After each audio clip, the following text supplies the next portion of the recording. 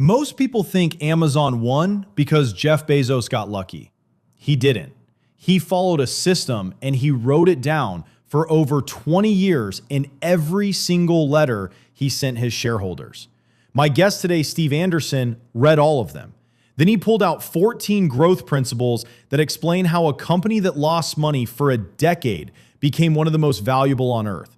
We get into the one most founders get wrong. Bezos called it unwarranted risk aversion, the idea that playing it safe is the most dangerous move you can make. We talk failure as a strategy, obsession over the customer, and why Bezos ended every letter the same way. It is always day one. If you are building something and you feel stuck, this one is for you. Let's unlock it.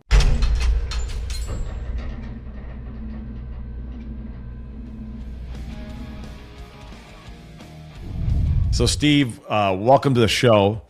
I know you spent many years, I'm going to say your whole life discovering, but many years looking at Jeff Bezos and really what he did and how he's accomplished, so much. I know you wrote this book called The Bezos Letters. I'm looking here on Amazon, thousands of reviews, best-selling book. I'm so excited to jump in and well, see thank what you. it's about. I am too, and thanks for having me on the show. So for everyone listening, just right now, tell us a little bit of who you are and how did you even come to this idea, or how did you find this this concept? So I will start off by saying I stumbled into it. My background is the insurance industry. Spent my career there early on selling insurance to individuals and to businesses. Kind of midway through that, I got intrigued with the technology piece. So agents using websites and all of that. And I kind of lived through all of those technology changes from, the internet to websites to social media to, et cetera. And now certainly AI.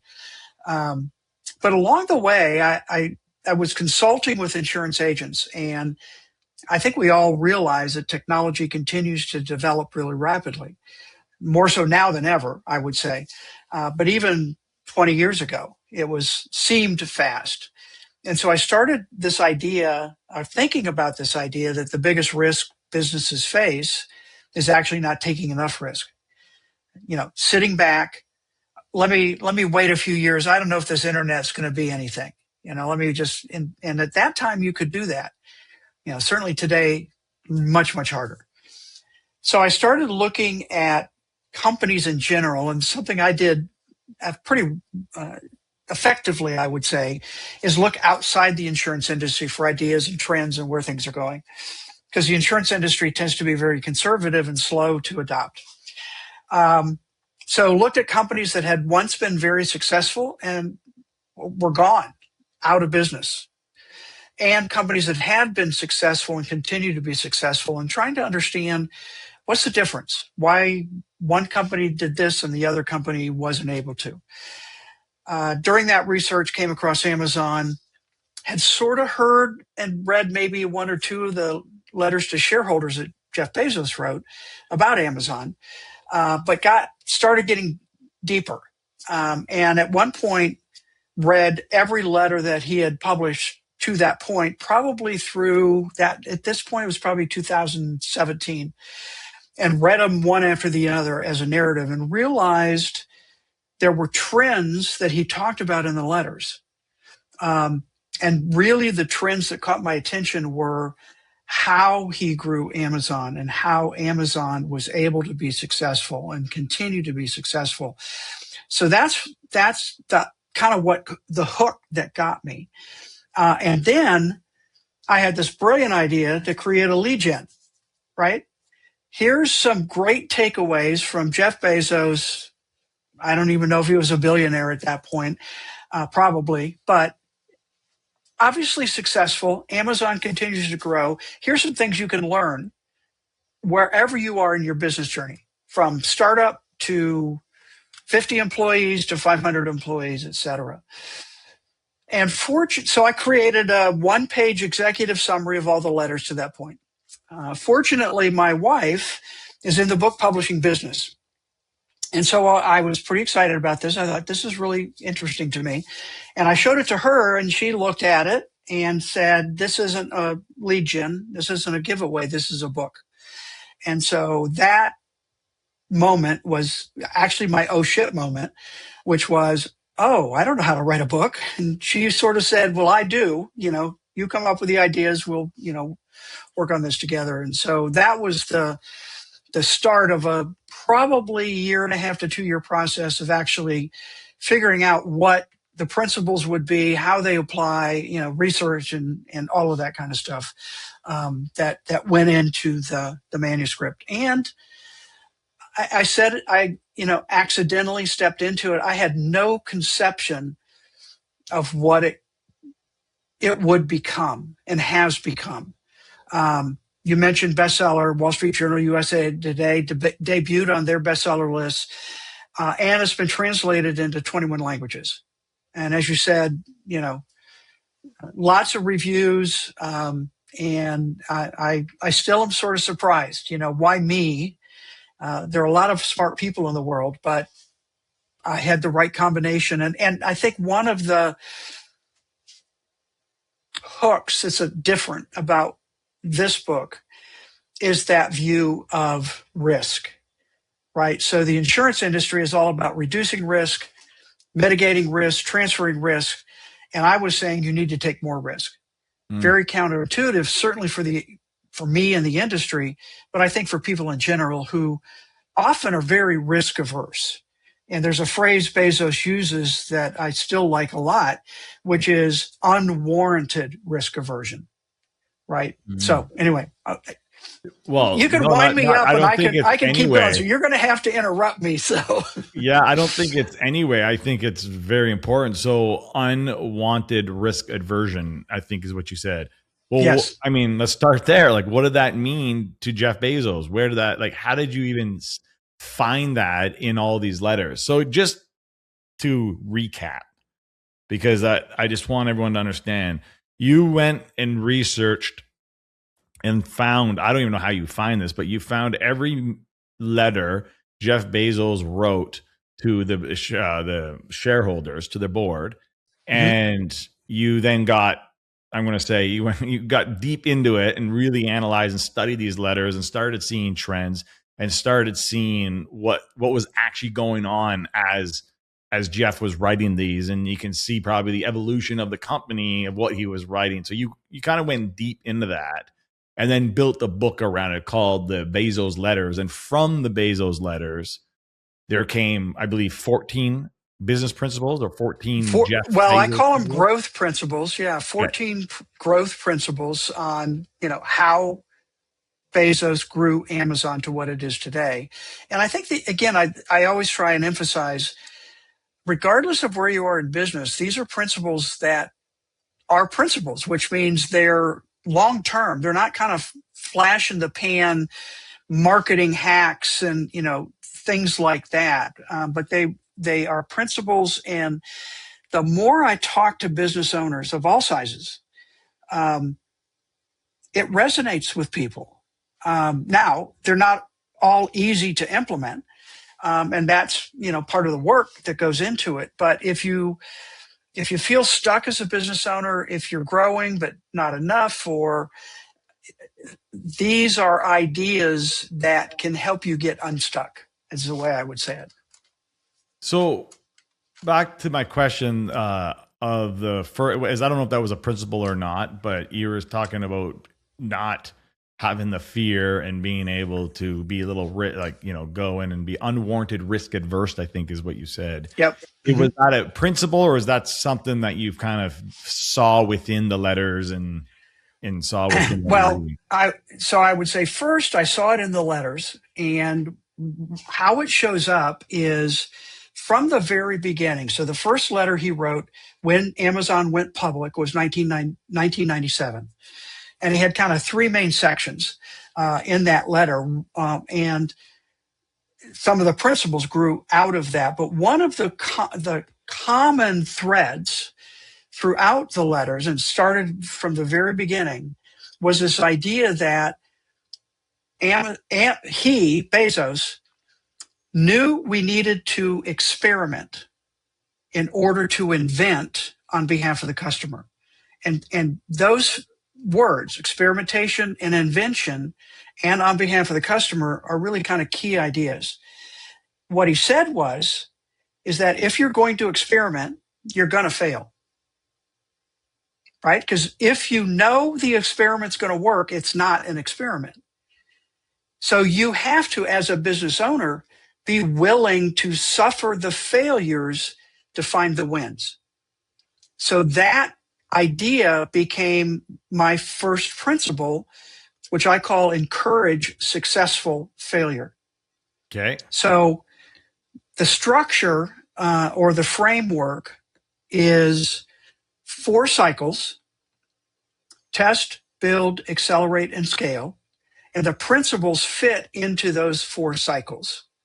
And that's just a way to, 14's a lot, and we debated a lot about, is it too many, and right, all of that. But that framework is a way to kind of grasp, what principle affects you during what phase of your business. And I believe those 4 phases, every business is going through all the time. If they're a 5,000 employee business or a 5 employee business, they look different, but they're still the same. They're testing an idea, they're building on the successful results, they're accelerating the growth, and then they're scaling. Okay. And then starting over again. Mm-hmm. And it could be different departments, different regions, et cetera. So I got to answer your question. That whole idea of experimentation and failure is one of the principles. And that's how I put it together. I mean, it makes sense when you hear it, but it's sometimes, I think as business owners, marketers, because I mean, the amount of testing that you even have to do as a marketer, but I mean, just saying, Yes. even as a project builder, whatever it might be in the scope of business, is I get it's hard to test because there's a lot of failure that's going to come from it. But Bezos was basically saying, we're going to fail before we succeed.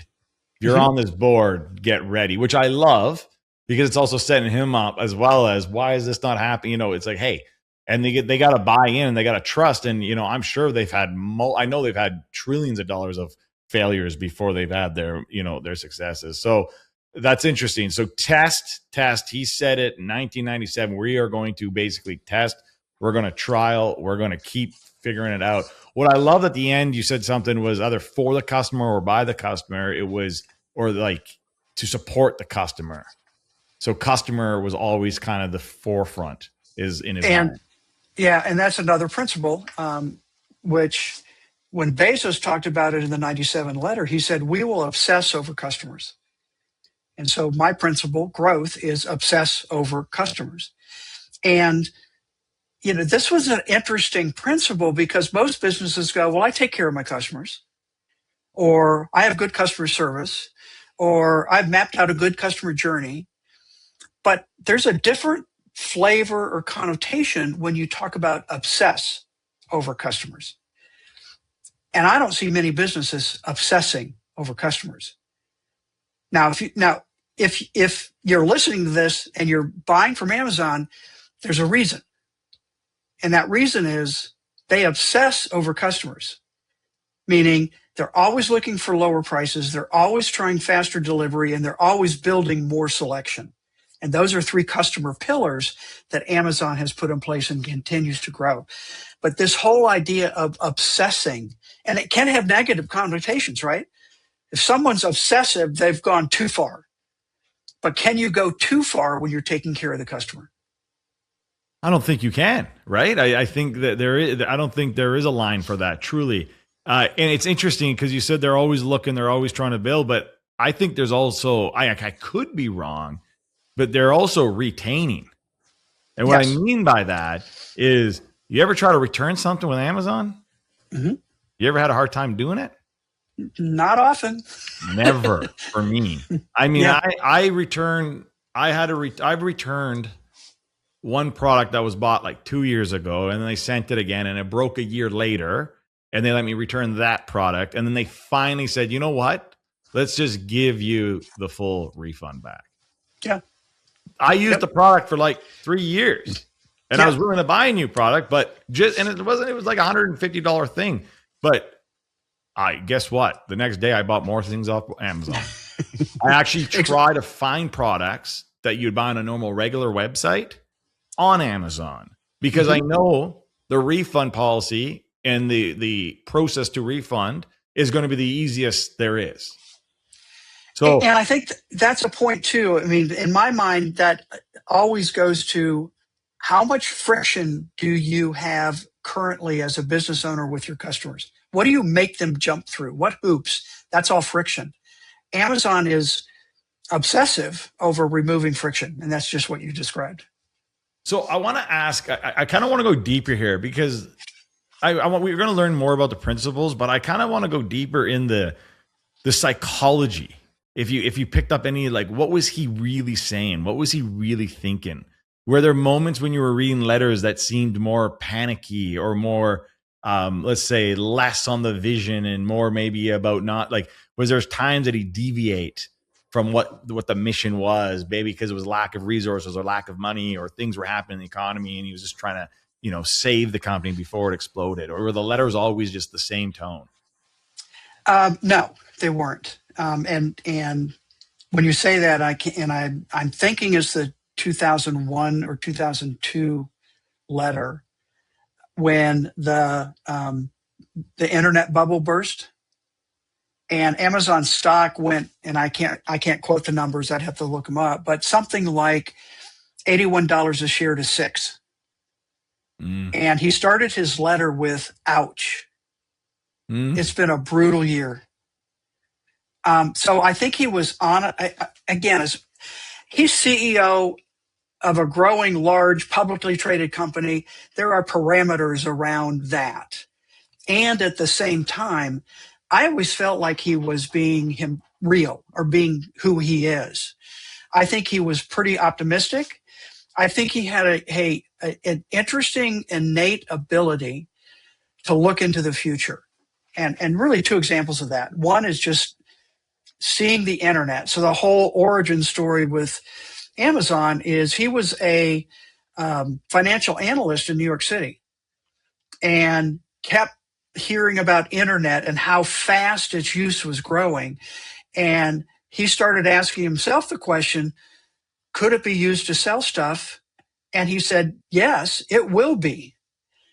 And so another example is, I think it's probably 98 or 99 letters, again, an early letter, when he talks about how slow the internet is and that bandwidth was a constraint on Amazon, right? Because it took time for the web page to load. They had to be conscious of how many images, right? All the stuff that had to happen to speed up the time. But he also said, and today is the worst it's ever going to be. So again, there's acknowledging problems to overcome and being realistic about what they could do. But he literally was always thinking multiple years or decades ahead. The second example of that is his space company, Blue Origin. He started that in 2001.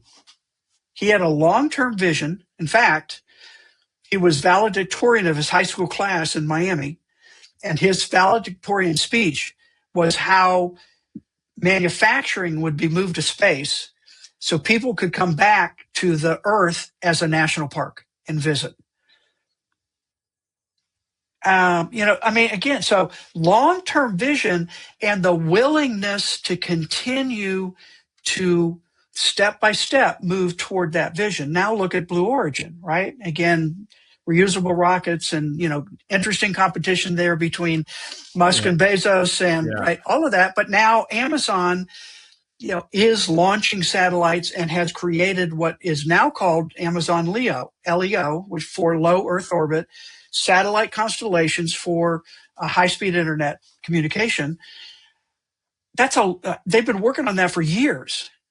So that's that. And so one of my principles, and I can't remember. Oh, there it is. It's in the build cycle. It's called apply long-term thinking, right? As you're building, you need to have the conviction of what you think is right or what's going to be happening, and be willing to continue, really to suffer, not just losses, but suffer, what's the right word I want to use? Well, I was going to say suffer through the pain of not For just the the external of the people saying it won't work, this and Right. that, but the Yeah. pain of the internal. Being Yes. able to set your vision and believe in a vision so big and so bright that other people can't see it, and Yes. still stay on the lane to go And, through it. No matter at what. one point, I think it was Bloomberg had a cover, Amazon.bomb, right? That was during the, .com era, but still, I mean, people, naysayers saying this will never work. You've got to have something to keep that going. And for him, it really was long-term thinking. I think there's a little bit of some people might call it psycho or sociopath. There's definitely something that these guys have for sure, that just they're relentless. They don't. It's like they don't even. If we don't know them, right? We don't know their personal journeys, but it feels like doesn't even matter what the journey is. They will just find a way to pursue and keep building no matter what happens. And I mean, Yeah. it's like anybody can sit here and go, it's quite remarkable what Jeff Bezos has done, and with Amazon. I mean, it's amazing. And I know I feel like that company is just starting. I was told, I'm not sure if this is correct, but I was told this like many years ago, that like one of the goals or the missions is, can you buy something from Amazon and have it delivered at your house faster than it would take you to get in your car, drive to the store, and come back? And that was, I don't know if that's still one of their goals or not, but like, I would not be surprised. I mean, people are talking about, I would not be surprised in the next probably year, I would say year for sure too, drones are going to be dropping off my packages. Well, and yes, I totally agree with that. And that's another example of a long-term vision. I mean, they've been working on drones for a long, long time. And people were, a normal business would have given up a long time ago. Yeah, it's just really and so having that vision and that long-term goal, fast delivery and faster, keep pushing that edge, and they keep pushing that. And again, and this is an example where principles stand on their own and they interact with one another. So that's long-term thinking. That's obsess over customers. That's leveraging time with technology. I mean, it's a number of principles that are interacting there, that create that environment that can be successful. So let me ask this question. As you were going through all these letters, and you came up with the 14 principles, which were the one or two that really stood out for you, that I knew this had to be in the book? This was one of the game changers. What was that principle, and how did you come to it? There are a couple that come to mind. I think first we've talked about the encourage successful failure. Quick story on where that came from. It definitely was intertwined with experimentation, and Bezos was a big believer in experimenting. And one of the things, actually, I have a friend of mine who did an early read of the manuscript, and he came back with, on that principle, he came back with, employees aren't afraid of failure, but they are afraid of the consequences of failure. And that holds companies back, because they won't experiment. They won't try something new. They won't, because they're afraid. They're afraid their career's going to get hit. They're going to get fired. They're going to, et cetera, et cetera. So that was one. And that phrase literally came from the Apollo, I just forgot the director's name. Hang on a second. Apollo 13 movie. At the very end, so I'm a space nut, have been forever, so I love space stuff. And watching at the very end of that movie, Ron Howard's movie, thank you, Apollo 13, really good movie. And at the very end, Tom Hanks, who's playing the commander, Jim Lovell, is stepping off the helicopter onto the deck of the Iwo Jima. And he's narrating in the background, our mission, Apollo 13, became known as NASA's most successful failure. We didn't make it to the moon, but we got all 3 astronauts back alive. Mm-hmm. And that, to me, encapsulates the definition of a successful failure. Okay. Right. So that, I mean, so that's one. Yeah. So another way of saying that, just from my perspective, is there's learning to be, like, every failure, there's a lot to be learned. And actually in every failure is just getting you closer to the win. Correct. And you don't get closer to the win without the trial, without the error, without the consequences, and most importantly, without the failure. Right. Exactly. I think we talked to Obsess over customers, so I won't go into that one again. The other one that resonates with me, and a little story behind it, is in the Accelerate cycle. It's called Make Complexity Simple. Mm-hmm. Mm. And so we talked some about that, right? Just about returns.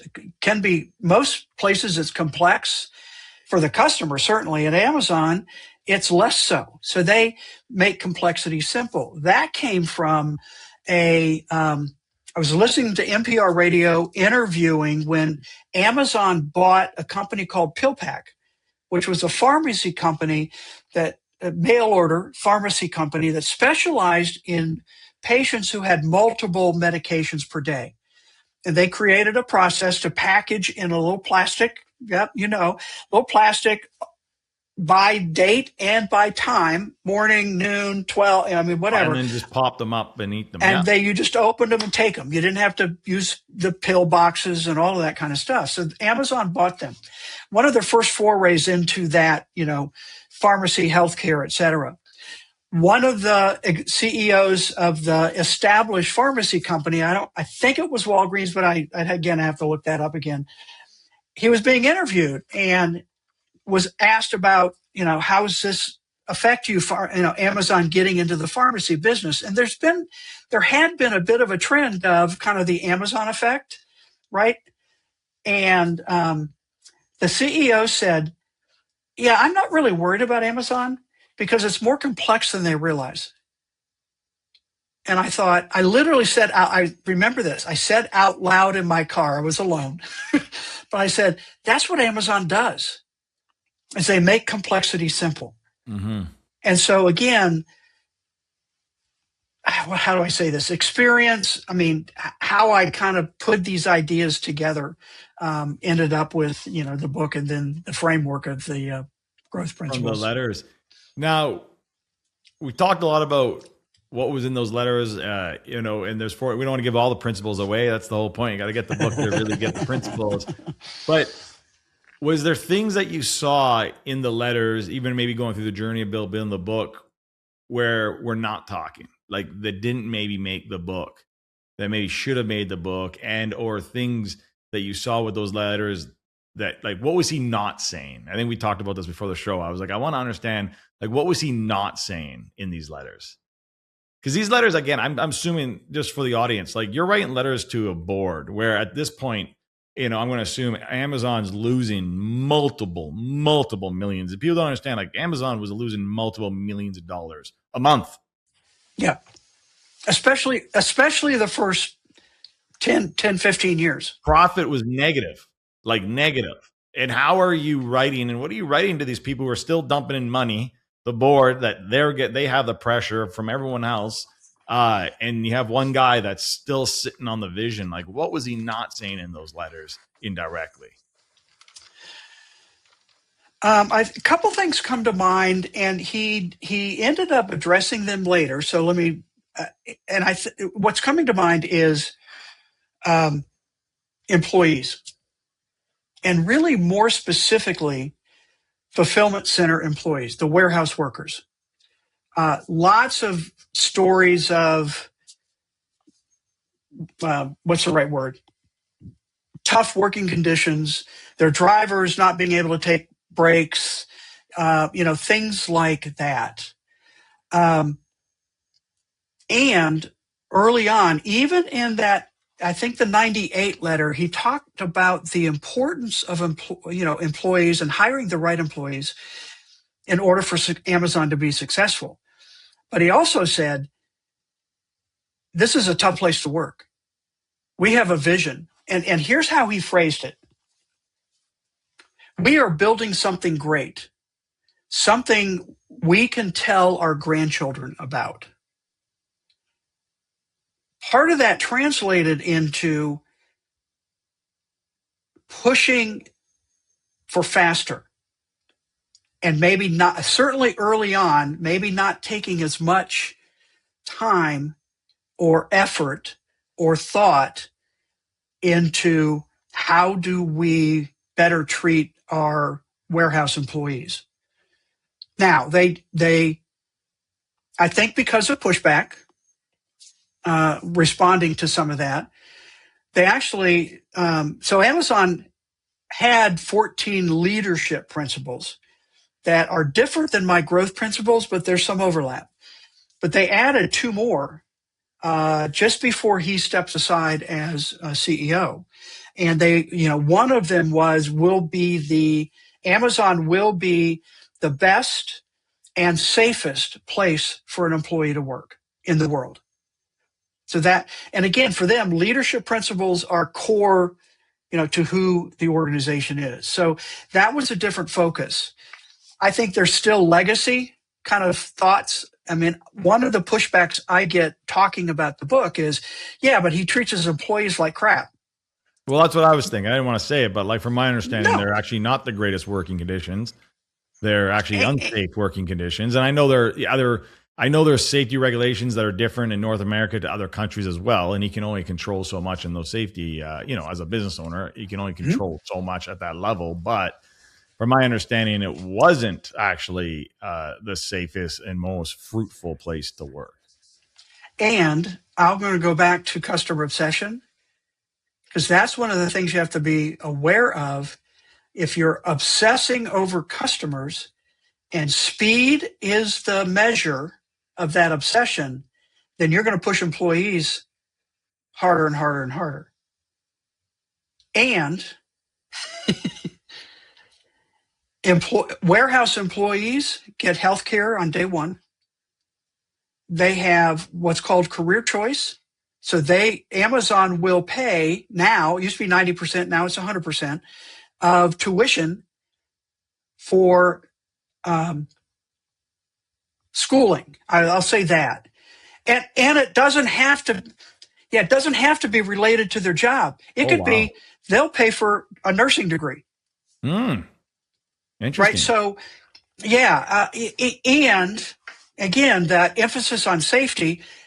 And again, this is sort of the interesting, because the other piece to this is their continued work on robotics. So they are replacing. Okay, the very first fulfillment center did a tour of, walked into. When you clicked buy, a employee in a fulfillment center got a notice on a handheld device, go to aisle 23, shelf 8, section 3B, and pull this. They had a cart with a yellow bin that they walked up and down miles and miles of these aisles in a fulfillment center of probably at least 1 million square feet. And they were walking and doing that. That has been replaced by robots. So they no longer have that position. Now they're getting, well, you're putting people out of work. But people are also complaining, well, it's unsafe to, so it's an interesting working of, yes, we're trying to be safer, and we want to be faster. Here's the thing with that, because I think we're getting into a little bit of a different topic, but the reality is, because I've gone all in on AI. Someone asked me the other day, what does that mean, all in? I mean all in. Uh-huh. Whatever I do, it's through AI. How I think is, how can AI do this? Because whether you believe it or not, this thing isn't coming and going. This thing is here, and it's here to take over. It is here to take over your job. It's here to take over your business. It's here to take over civilization. It really is. So for me, Eric Hoffer, I don't want to bush this, but Eric Hoffer had one of the best quotes, and he said, in times of change, the learners will inherit the earth while the learned find themselves beautifully equipped to live in a world that no longer exists. And we are in that change right now. So I look at it and go, you can either fight it, argue it, and think it's not coming. The same people who once said, you don't need a website. Well, guess what? No, you're right. You were right. You're right. You don't need a website today. Today, you don't need one. But guess what? And it's going to be the same with AI. So that's just the reality. But I hope that with AI, those jobs are going to be replaced and 10 more jobs might be created. And, that's the opportunity. Well, and again, having now decades of watching some of this stuff, yes, jobs are going away. And I absolutely am convinced new jobs that we can't even imagine right now are being created. And actually, mentioning AI, when we first started, we talked about analyzing the letters and all of that. And I almost popped up and said, and I didn't even have AI to do that. I had to do that myself. I mean, can you imagine though, like what your 2.0 book would be? Having you put all those letters. And I like to and here's the reality. I like to say you're the smartest guy in the room and you got the team full of smartest people. And I'll tell you something. You know who's smarter than all those people combined? AI. And I guarantee you AI can look at all those letters and pull some crazy stuff out of there that we wouldn't even be able to think. And that's just the power of it. But here's the coolest part. Are you the guy who's using the AI in that way to pull out that information? Or are you the person who's sitting around and saying, oh, AI is not going to work and I'm just going to write this on my own, et cetera, et cetera. But yeah, I can't imagine the amount of work you guys would have done and detailed you would have and letters you would have had to pull to read those and actually come up with all that. That goes without saying. I mean, what a great thing you did, I would say. Awesome. This book's obviously doing as successful it is for a reason. And I love it. The Bezos letters. So as we come to an end here, I know I'm looking on Amazon, but where else can people get this book? I'm going to say people need this book. We talked about like one or two of the principles. There's 14 principles here. If you're in business, you're in marketing, I'm going to say even probably in life, there's 14 principles that Jeff Bezos has kind of lived by, I would say, directly or indirectly, to create Amazon. So if you want a life like that, follow the principles, get the book. Where can they find the principles in the book? So obviously the book itself, and it's all formats, physical, digital, and audio, available on Amazon. The book website is thebezosletters.com, and there's some additional information there on, helping little workbooks and some things like that to help actually. I was really tried to be very intentional about not just having the ideas, but how can we actually do something with it. And interestingly, Bezos is building an AI company right now. Oh, I'm sure they all are. Right? And it's really, he's focusing on manufacturing and how AI can help manufacturers, be streamlined, et cetera, et cetera.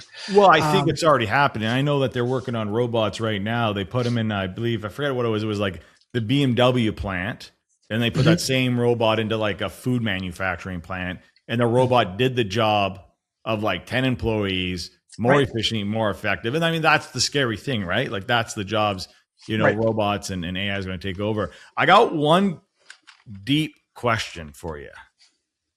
And only because I know you studied these letters and you must have gotten deep into the psychology of Jeff himself. So let me ask you this. Knowing what you learned from those letters and the principles and everything you saw, all the triumphs, the ups and downs, if Jeff was sitting there with his son and his son asked him, Daddy, what's one thing I need to know about business and life? What do you think Jeff would be saying to his son?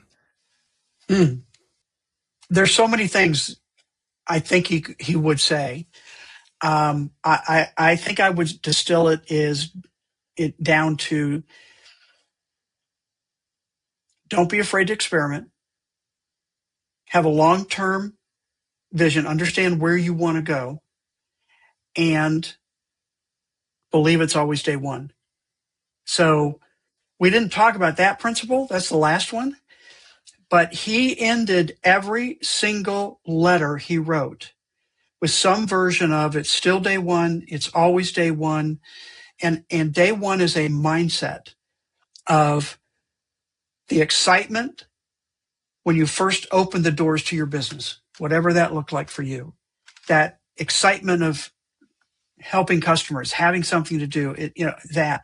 And Amazon's been described as the world's largest startup because that mindset of we still have a lot to learn. And I don't think we have time for the whole story, but I want to give you one piece. He at an all hands meeting in Seattle 10 years ago now, he had a question from an employee in the audience. He had talked about company update and opened it up for questions. The question was, Jeff, because of that day one, that's very common. Jeff, what does day two look like? And he kind of chuckled and he said, I think I know the answer to this question. Day two is stasis, followed by irrelevance, followed by excruciating, painful decline, followed by death. Wow. And that's why it's always day one. Day one. So you think about those companies that once were very successful, and he actually told that story in the 2016 letter, and he said it could take 20 years for that process, but once it starts, it's really hard to reverse. And he said, and this is I want to tie into a little what you said earlier about AI. He said there are four things that I think will help fend off day two. I won't go through all of them, but the one is eager adoption of external trends. And he identified 10 years ago, machine learning and artificial intelligence as one of those trends. So again, looking ahead, not being afraid, having an understanding of experimentation and trying and moving forward. I think there'd be some version of that conversation to his son. I love it. Well, Steve, thanks so much for showing up and being here with us. And for those of you that want to learn more, it's the Bezos letters. All you got to do is go to Amazon and put in the Bezos letters, and you can't miss it. Thank you so much.